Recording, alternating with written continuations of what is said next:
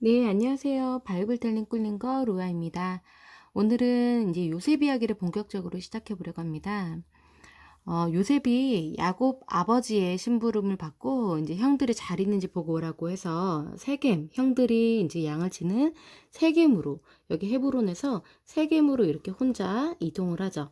근데 여기 세겜에 도착을 해보니까 형들이 없었죠. 그래서 어떤 사람이 형들이 도단으로 갔다, 저쪽으로 갔다 해서 야곱이 다시 그냥 아빠한테 돌아가지 않고 굳이 형들이 있는 도단까지 갔다가 형들이 멀리서 오는 요셉을 보고 이제 없애버리자 모의를 해서 결국에는 노예로 팔아버리죠.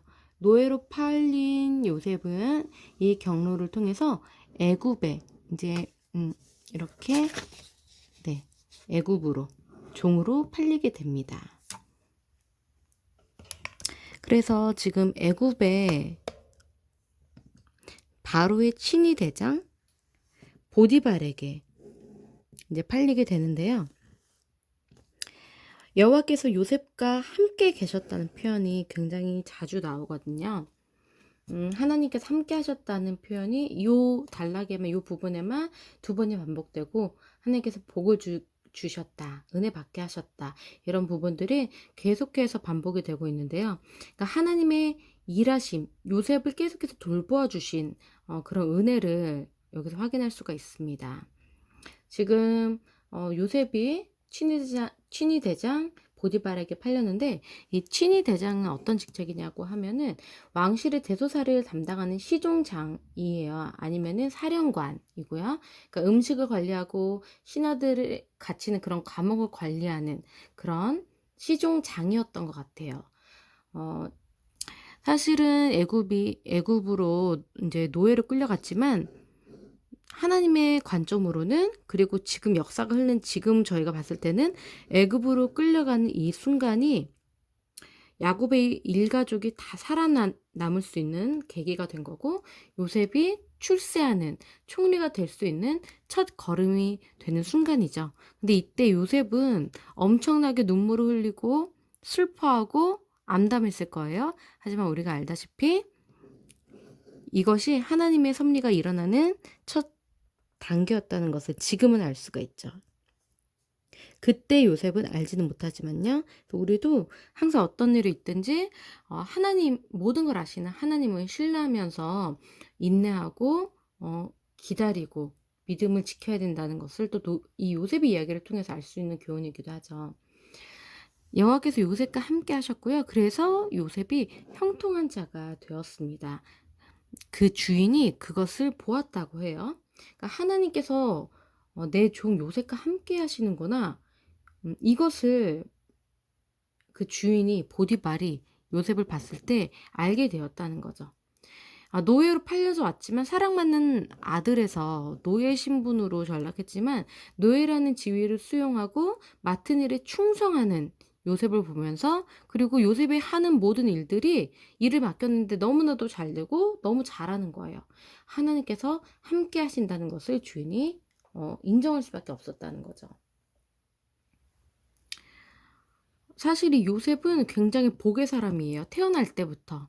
아버지 야곱이 20년 동안 고향으로 돌아가지 못하고 그 이제 장인어른에게, 외삼촌 라반에게 묶여가지고 고통을 당했지만, 그 아내인 라헬이 출산하지 못한 이유가 가장 크다고 했잖아요. 출산하지 못한 딸을 내가 멀리 보낼 수 없다. 라반이 그렇게 얘기를 했기 때문에, 그러면은 이제 자신의 딸이 버림을 받을 수도 있으니까 아이를 못 낳는다고 해서 내가 보호해야겠다, 이런 핑계로 계속해서 야곱을 붙들고 있었다고 저희가 추측이 되는데, 이 요셉이 20년 만에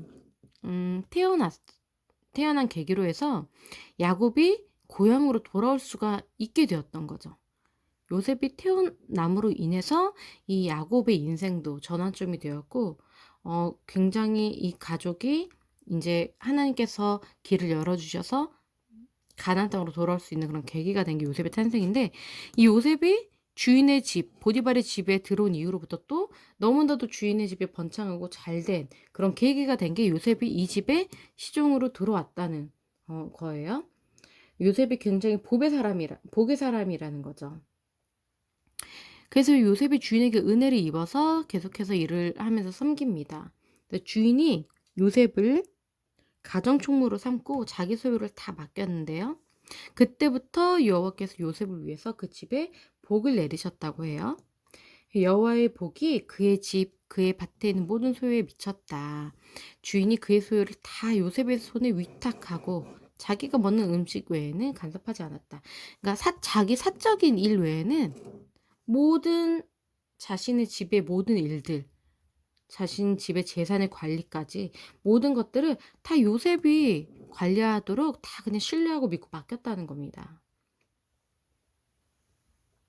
그리고 요셉은 용모가 빼어나고 아름답다는 말이 추가가 되는데 이 이후에 지금부터 있을 보디발 아내가 요셉을 유혹하는 그 행동의 이유가 설명이 되는 부분이라고도 할 수 있겠죠.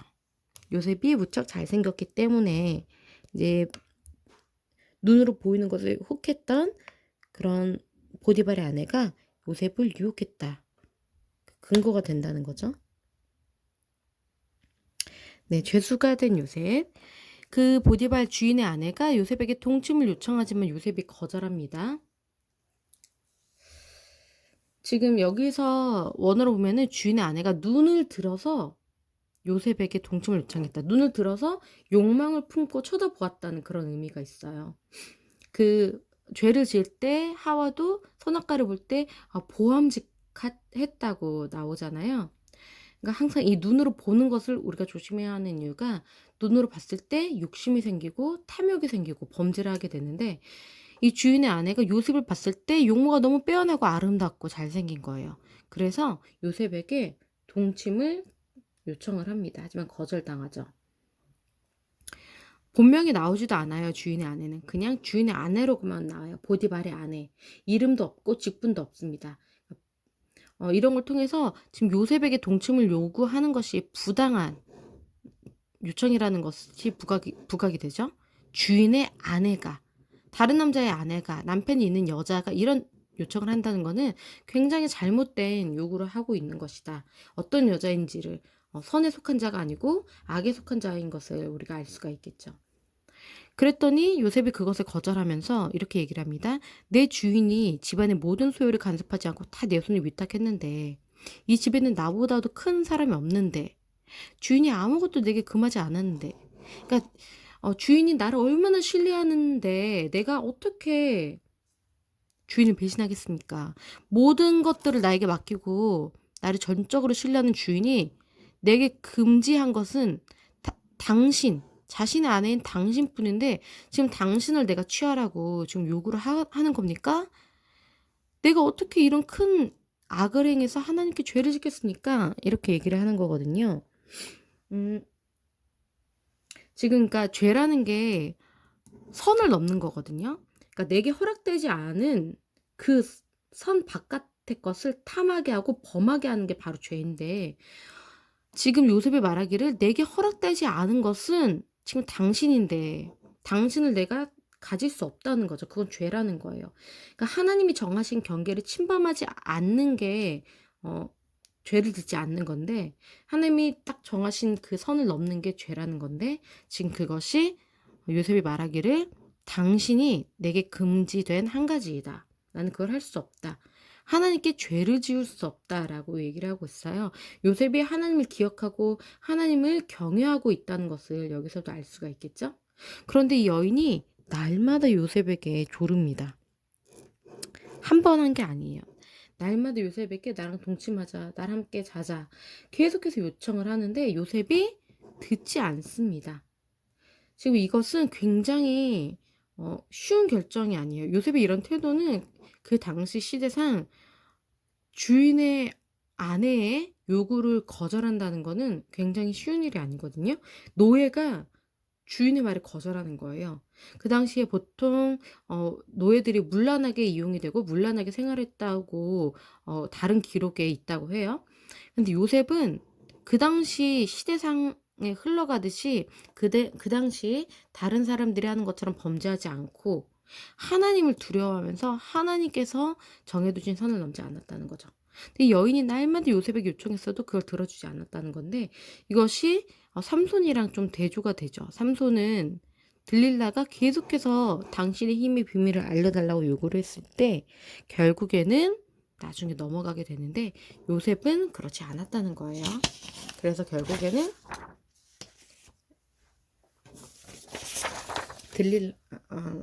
이 보디발 주인의 아내는 요셉을 유혹하는 것을 실패하죠. 그래서 복수를 하려고 합니다. 네. 요셉이 일을 하러 그 집에 들어갔는데 어느 날 사람이 하나도 없는 상황이었어요. 그래서 여인이 이때다 싶어서 요셉의 옷을 잡고 동침하자고 끈질기게 이번에는 무력으로 제압을 시도하는 거예요. 그랬더니 요셉이 자기의 옷을 버려두고 밖으로 뛰쳐나갑니다. 그러니까 여인이 그 옷을 가지고 사람들의 집에 있는 모든 하인들과 사람들을 불러서 이 옷을 증거로 제시하면서 저 히브리 사람이 나를 범하려고 했다. 강간하려고 했다. 라고 지금 거짓 증언을 하는데 집 사람들을 불러서 그것을 보였다는 거는 거짓 증인들. 사실 거짓 증인들은 아니죠. 자신이 거짓말을 하고 있지만 그 거짓말의 진술을 만들기 위해서 증인들을 확보를 하고 있는 행동이에요. 저 주인이 내 남편이 히브리 사람을 우리 집에 데려다 놔서 우리 모두를 희롱하게 한다. 괜히 지금 자신이 가진 불만을 지금 모든 이 집에 있는 사람들과 싸잡아서 자기 편을 지금 확보하고 있는 거죠. 개인의 문제를 막 확대시키고 있어요. 그리고 히브리 사람이라고 굳이 요셉을 지칭함으로써 외국인이라는 것을 부각하면서 굉장히 이질적인 느낌이 들도록 굉장히 배척할 수 있도록 이렇게 요셉을 취급을 하고 있어요. 사람들에게. 자신이 거부당한 데에 앙심을 품고 계획적으로 좀 궁지로 몰아가고 있는 거죠. 지금 나를 강간하려고 했는데 내가 크게 소리를 질렀더니 이 옷을 버려두고 도망갔다. 요셉이 얘기를 하고 있는 거예요. 남편이 집에 왔을 때도 그 얘기를 했더니 남편이 그 말을 듣고 크게 화가 나서 요셉을 옥에 가뒀다고 나오는데요. 사실 지금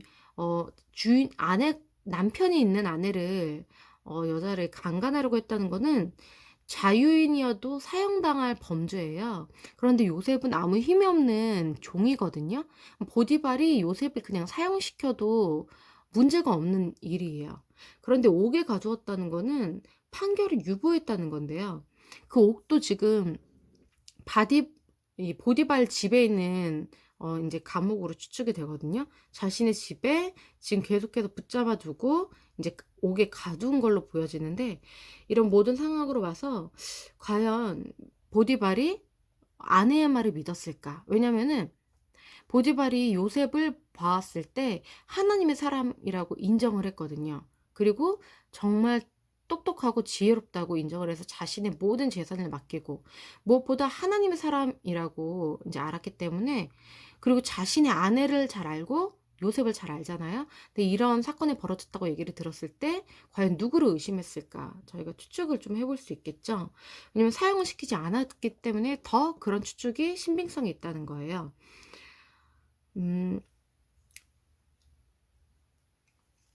지금 남편이 탓을 하면서 오히려 지금 여인이 남편을 궁지로 몰아가고 있는데 왜 당신이 히브리 사람은 우리 집에 데려다 놔서 우리를 다 희롱하게 한 것이다 라고 얘기를 했고 만약에 이런 상황에서 보디발이 요셉을 무죄라고 인정하고 아내를 너가 잘못한 거다라고 이렇게 올바르게 판결을 해버리면은 남편이 수치를 당하는 거예요. 내 아내가 다른 남자랑 동침하려고 시도를 했고 그 남자가 바로 내 종이다 라고 했을 때 이거는 보디발의 수치인 거죠.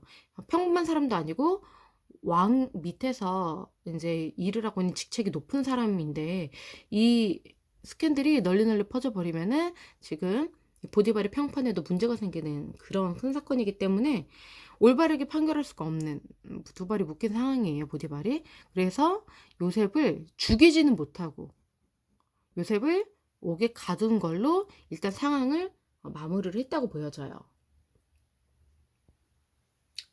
그러니까 이 모든 인들을 보면서 그러니까 부당하고 억울한 상황에서도 하나님을 신뢰를 해야 된다는 것을 알 수가 있어요.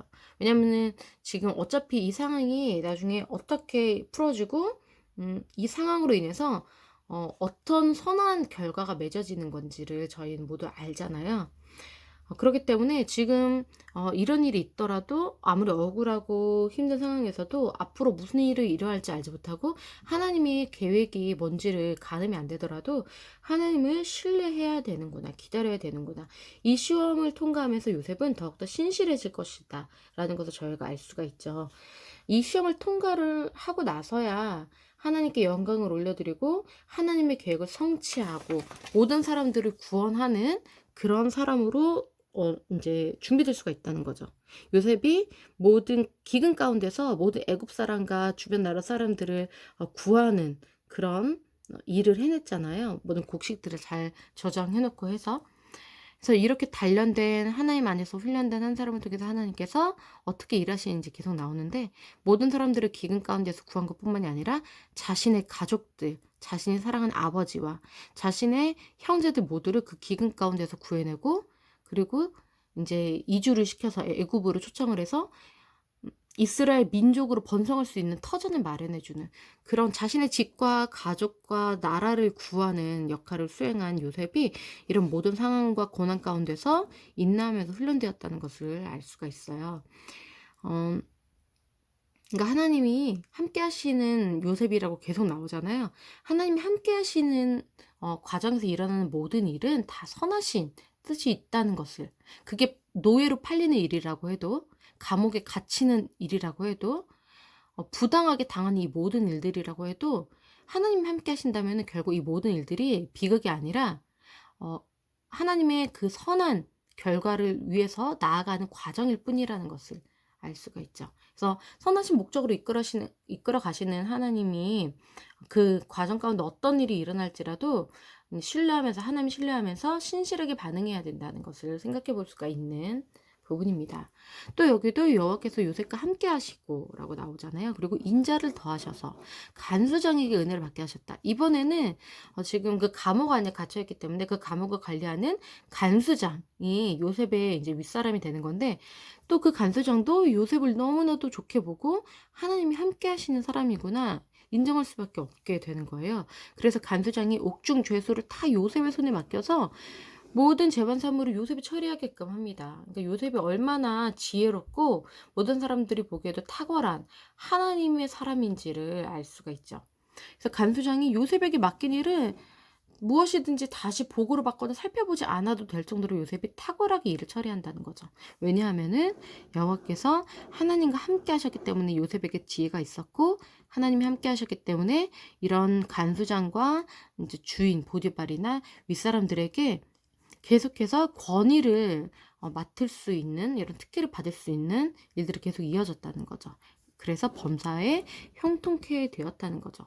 그러니까 요셉이 하나님께서 함께 하신다고 해서 종의 자리에서 자유인으로 이렇게 해방이 되거나 다시 집으로 돌아가거나 이렇게 된 게 아니었어요. 오히려 보디발 종에서 더 지금 상황은 안 좋아진 거예요, 사실. 감옥에 더 갇혀버렸어요. 종이었는데 아예 이제는 죄수가 돼버린 거예요. 그러니까 하나님의 방법은 고난의 자리를 벗어나게 해주신 게 아니라 그 자리에서, 고난의 자리에서 꼭 거쳐야 하는, 꼭 통과해야 하는 그 고난의 자리에서 하나님께서 계속 함께 해주신다는 게 은혜인 거죠.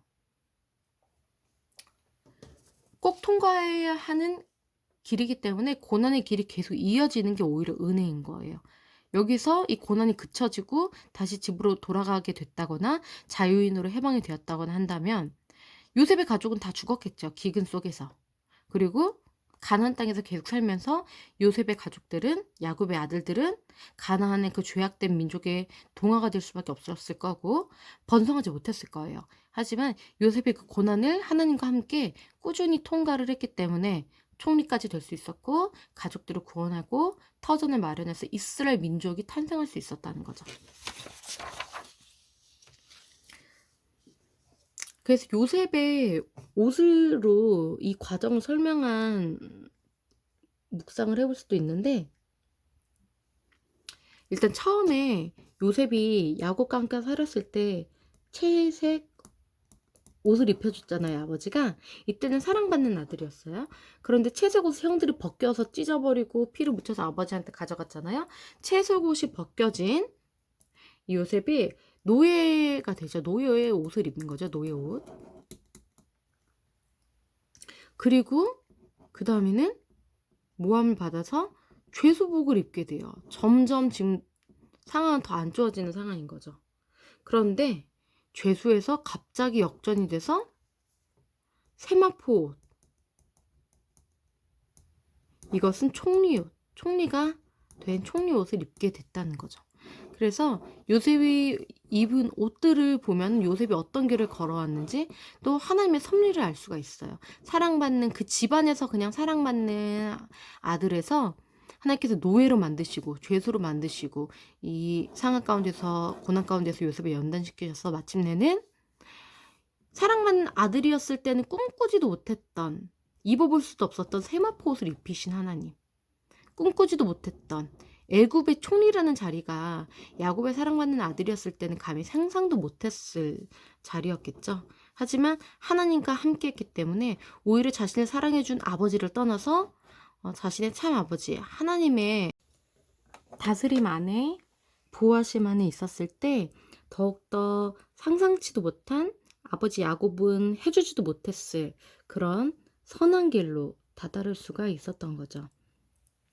자, 요셉의 해몽으로 들어가 보겠습니다. 애굽 왕의 술 맡은 자, 떡 굽는 자가 왕에게 범죄해서 왕이 분노했어요. 그래서 요셉이 있는 감옥에 갇혀지게 된 거죠.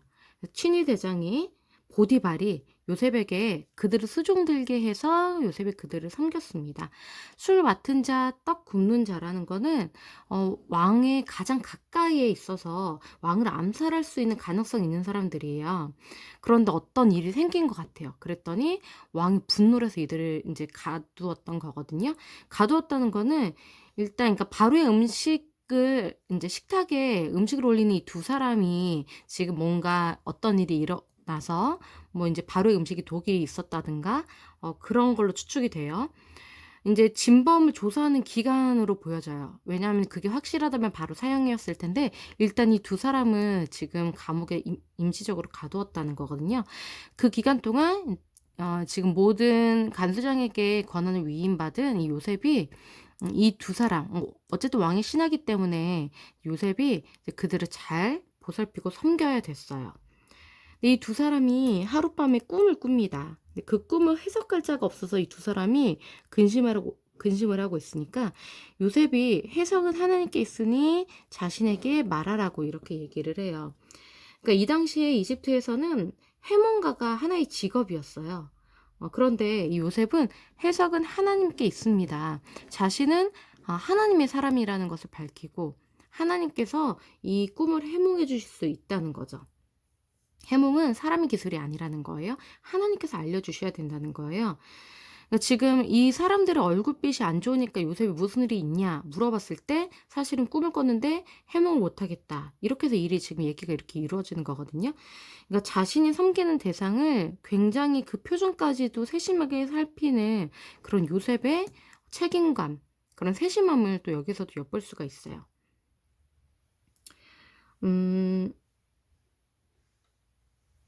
요셉에게는 이렇게 자신 있게 해몽을 이제 자신이 이제 해보겠다. 그러니까 하나님께서 해몽을 해주실 거다라고 왕의 신하들에게 자신이 섬기는 그 윗사람에게 이런 얘기를 했다는 거는 자기가 이제 해몽을 하는 은사를 받았다는 것을 자각하고 있었던 것 같아요. 어렸을 때 형들에 대한 꿈, 형들의 별과 볕단이 자신의 별과 자신의 볕단에게 절하는 그런 꿈을 꿨잖아요. 이제 그것을 계속해서 기억하고 있었던 것 같고 나중에 그 꿈이 형들이 자신에게 이제 자신을 만나게 됐을 때 형들 만나게 됐을 때 그 꿈을 이제 기억했다고도 나오거든요. 요셉은 이런 얘기를 지금 당당하게 했다는 거는 나에게 꿈의 몽의 은사가 있다. 하나님께서 이 은사를 주셨다. 나에게 지혜가 있다. 하나님이 주신 지혜가 있다는 것을 알고 있었던 것 같아요. 자신 안에 있는 자신과 함께 하시는 하나님에 대한 확신이 있었다는 거죠. 지금 이 두 사람이 인제 자신의 꿈을 그래서 얘기를 하는데요. 술 맡은 관원장은 포도나무에 인제 가지가 있고 싹이 나서 꽃이 피고 포도송이가 익었다. 그래서 나는 그 포도를 따서 그 즙을 바로의 잔에 짜서 바로에게 드렸다. 이 얘기를 했더니 이 꿈은 인제 이런 뜻이다 하고 요셉이 얘기를 해 줘요. 이 세 가지씩 나오잖아요. 싹이 났고 꽃이 폈고 포도송이가 익었다. 포도를 따서 잔에 짜서 바로에게 드렸다. 이 세 가지는 사흘인데 지금부터 사흘 안에 바로가 당신을 복직시켜서 당신은 예전과 같이 일을 할 수가 있고 그렇기 때문에 이 일이 잘 되면 나를 생각해 달라. 그래서 나에게 은혜를 베풀어서 바로에게 내 얘기를 해서 나를 이 집에서 건져 달라라고 얘기를 하고 있어요. 이 모습에서 지금 요셉의 인간적인 모습, 억울하고 답답한 마음이 있었다는 것을 확인할 수가 있죠. 사람에게 도움을 요청하고 이제 권력자를 의지하려고 하는 그런 모습을 볼 수가 있어요. 근데 이 이후로부터 이 술 맡은 관원장이 사흘 뒤에 풀려났는데 요셉을 잊어버리고 2년 뒤에야 바로왕이 꿈을 꿨을 때 해몽할 사람이 필요할 때 술 맡은 관원장이 그제서야 요셉을 추천해서 불러들이는데 2년 동안 자신에게 아무 소식이 없을 때 요셉은 실망하고 인제 포기를 했겠죠. 그러니까 모든 어떤 사람에 대한 기대도 다 없어지고 오직 하나님에 대한 믿음만 남게 될 때에야 건져지게 될 거고 높아지게 될 거라는 것을 요셉이 경험을 하게 되었다는 거죠. 그러니까 사람이 도우면은 건져질 수는 있어요. 여기서 풀려질 수는 있겠죠. 하지만 하나님의 때에 하나님이 건져 주시면 상상할 수도 없는 총리가 되는 결과까지 어 얻을 수가 있다는 거예요. 사람이 생각하는 것, 사람의 상식과 기대를 초월해서 하나님께서는 일하시기 때문이에요. "난 히브리 땅에서 끌려온 자인데 여기서 옥에 갇힐 일은 행하지 않았다."라면서 자신의 해석이 불가능한 어떤 이런 고난, 해석이 안 되는 고난, 응답되지 않는 상황 가운데서 요셉이 답답해하고 있는 그런 심리를 여기서 확인할 수가 있어요. 근데 그것을 보고 떡 굽는 관원장도 자신의 이제 꿈을 얘기합니다. 동료의 해석이 좋은 것을 보고 자신의 꿈도 얘기를 했다고 하는데 먼저 말하지 않았어요, 자신의 꿈을 이 사람이. 근데 뭔가 감출 것이 있을 수도 있다고 생각이 되어지기도 해요. 왜냐면 결국엔 이 사람이 사형을 당한다는 것은 바로 왕이 진노를 했던 원인이 이 사람 때문이라는 것이 밝혀졌다는 거거든요. 흰떡 광주리가 내 머리에 있고 맨 윗 광주리에 바로를 위해서 만든 이제 음식들이 있었는데 새들이 내 머리 위에 광주리에서 그 바로를 위한 음식을 먹어버렸다. 그러니까 요셉이 사흘 안에 당신이 사형을 당할 거다라고 꼬매먹을 하는데 결국 요셉의 말대로 됩니다. 근데 술 맡은 관원장은 요셉을 잊어버리고 부탁을 들어주지 않았죠. 요셉의 말대로 꿈이 해몽됐다는 거에서 하나님이 주권적으로 이런 대제국의 이제 운명까지도 통제하신다는 것을 알 수가 있고요. 그러니까 제국의 권력을 초월하는 하나님의 능력을 이 꿈이 이루어졌다는 거에서도 확인할 수가 있죠. 그리고 이제 요셉을 잊어버렸다고 하는데 왕에게 면책받은 자가 특히 이런 요셉 같은 히브리인, 이방인을 위해서 왕에게 부탁하는 것은 위험한 행동이거든요. 그리고 결국 뭐 요셉이 해몽은 해줬지만 요셉 도움으로 누명 벗은 것은 아니어서 은혜 갚을 일은 아니었어요. 그런데 감옥에서 해몽 잘하는 자인 요셉을 알게 되었고 2년 후에 바로가 해몽가를 찾을 때 부담 없이 요셉을 소개할 수가 있게 되었고 이 모든 것이 하나님의 섭리였다는 거죠. 네, 오늘은 여기까지 하고요. 다음 시간에 계속 요셉 이야기를 이어나가겠습니다. 감사합니다.